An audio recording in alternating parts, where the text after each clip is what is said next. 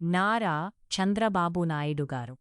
ఒక మనిషి 1990 తర్వాత పుడితే ఈ రోజుకి అతనికి దాదాపు 30 ఏళ్ళు ఉంటాయి. ఆ 35 ఏళ్లలో దాదాపు 20 ఏళ్లు ఆంధ్రప్రదేశ్ను పాలించిన వ్యక్తి చంద్రబాబు నాయుడు గారు.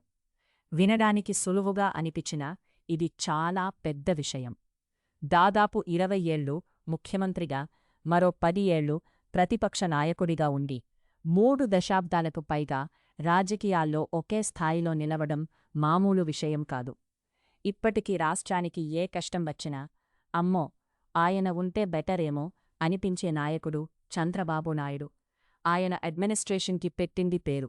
రాష్ట్రానికి అప్పులు ఉన్నా ఆంధ్రప్రదేశ్ పేద రాష్ట్రం కాదు. ఇక్కడ పెట్టుబడులు పెట్టండి అనే సందేశాన్ని ప్రపంచానికి తీసుకెళ్తూ పెద్ద పెద్ద కంపెనీలను, ఇన్వెస్టర్లను ఆకర్షించే ప్రయత్నం చేస్తుంటారు. 5 ఏళ్లగా మనం చూడని ఇన్వెస్టర్లను కూడా రాష్ట్రానికి తీసుకొస్తున్నారు. కాని బాబుగారిలో లోపించినది ఒక్కటే, మాస్ అప్పీల్. అదే కారణంగా మధ్య మధ్యలో ఆయనకు ఓటములు కూడా ఎదురవుతున్నాయి.